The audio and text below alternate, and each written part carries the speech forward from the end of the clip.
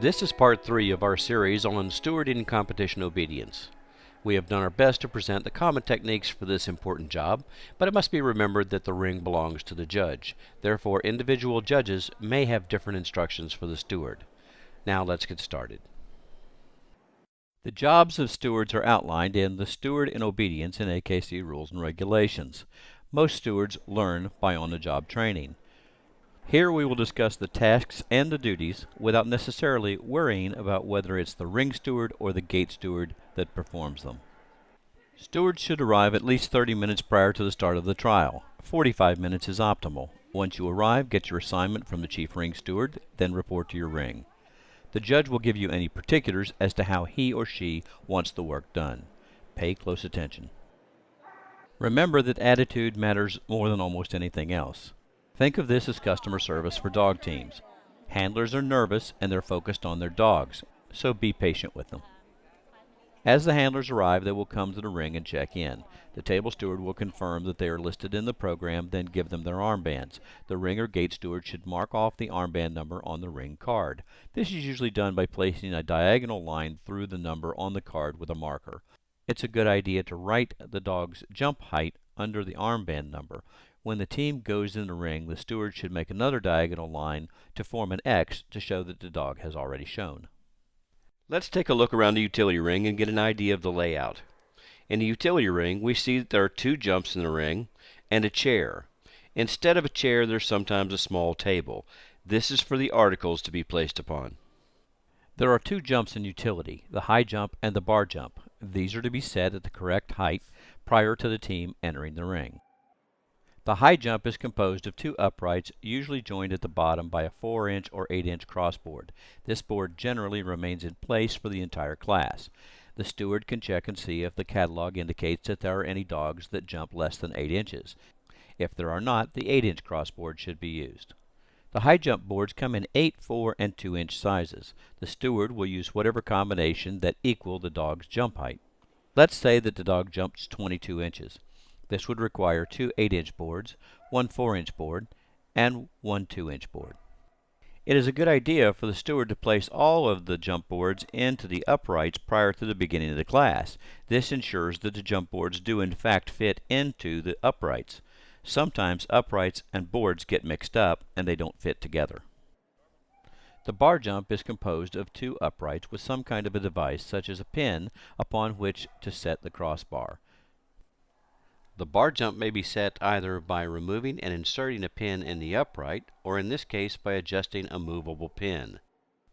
Pressure on the top or bottom in a kind of rocking fashion will release the pin assembly so that it may be adjusted.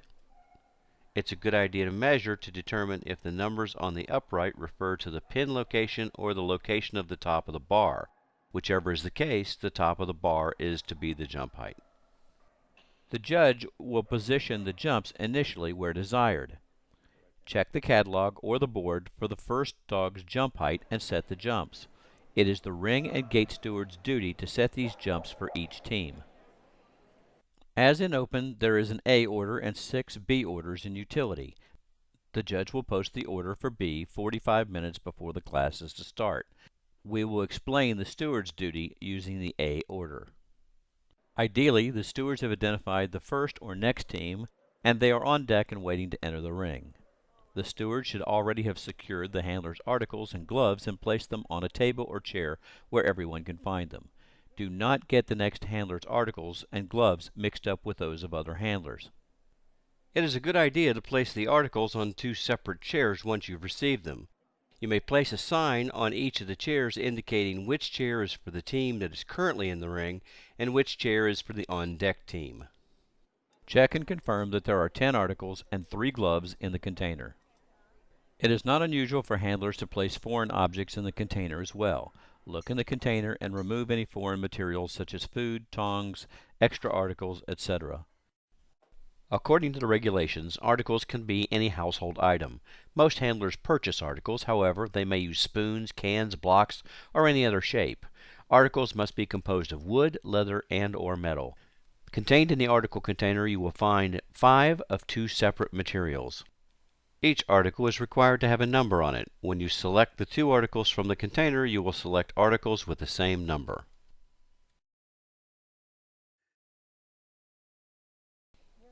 Using tongs, you will take two articles, each composed of different materials, out of the article container. For example, one leather and one metal, or one wood and one leather. The judge will have positioned a chair or a table inside the ring. Place the two articles, using the tongs, on the chair or table inside the ring. If the club has not provided tongs, the judge should have some. These are the articles that the handler will later scent and the dog will hopefully find and retrieve. Leave the other articles in the container and place it near the ring gate. Remove the gloves and hand them to the other steward. The judge will indicate, usually with a chalk mark, where the articles are to be placed in the ring. They are to be no closer to the starting position of the handler than 20 feet. The judge will also mark where each of the gloves is to be dropped. More on this later. As in Novice, the handler may not enter the ring until invited by the judge. This is because the judge is required to attend continuously to a team in the ring, and unless the judge is ready, he or she may not be fully prepared to turn full attention to them.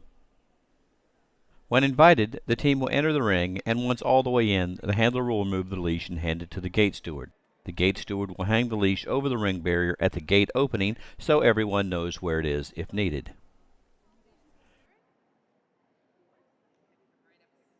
Utility A begins with the signals exercise. Stewards are not involved in this. When the judge says exercise finished, however, the ring steward will enter the ring with the article container. Moving efficiently to the spot where the judge indicated, turn and face the team. Allow the dog and the handler to see where you're placing the articles. Reach into the container and place the articles randomly on your side of the 20-foot mark. The judge will decide what randomly means. Grabbing and placing the article with your hands is required. Do not dump the container. The articles are to be placed about 6 inches apart. That's about the length of a dollar bill. After placing the 8 articles, leave the ring. Some judges may direct you to stay in the ring at a designated spot. The handler will scent the articles and the dog will retrieve the articles. Following the second article exercise, the judge will say, "Exercise finished." This is the steward's cue to retrieve the articles. The steward retrieving the articles will place the articles that are still in the pile in the container. The articles that the handler scented and that the dog retrieved should go in a side pocket or be otherwise kept separate. The second steward will proceed to the far corner of the ring in either the glove 1 or glove 3 spot as directed by the judge. Once the handler and dog are facing away from the glove end of the ring, the judge will indicate that he or she is ready for you to drop the gloves. One is dropped in the corner, the next in the middle, and finally the other corner. The judge will have mark spots indicating where the gloves should be dropped. The glove steward will then position himself or herself next to the closest jump stanchion. During the exercise, try and avoid looking at the dog, as it may believe that you may offer a command. After the glove is retrieved, the judge will say, "Exercise finished." At this time, the steward will take the glove the dog retrieved, either from the handler or the judge, and pick up the unused gloves. Exit the ring efficiently. In some cases, the judge may expect the glove steward to remain in the ring to hold the clipboard during the next part of the performance. If so, the judge will explain how this is to be done. Upon leaving the ring, the steward will place the gloves in the side pocket of the article bag or attach them to the container as they were attached when the handler delivered them. Do not mix up the handler's equipment with that of the next handler. Following the moving stand and examination, the judge will move on to the directed jumping exercise. Upon completion of the 2 parts of this exercise, and after the judge says, "Exercise finished," the steward should enter the ring quickly and deliver the leash to the handler. While the handler exits the ring, and as the judge enters the score in the judge's book, check the next dog's jump height and adjust the jumps as need be. After setting the jumps, exit the ring and prepare the articles and gloves for the next handler. This is the conclusion of Part 3 in our series on stewarding and obedience. You can further your knowledge on stewarding by reading the Stewarding Obedience in AKC Regulations. You can find them at akc.org/rules.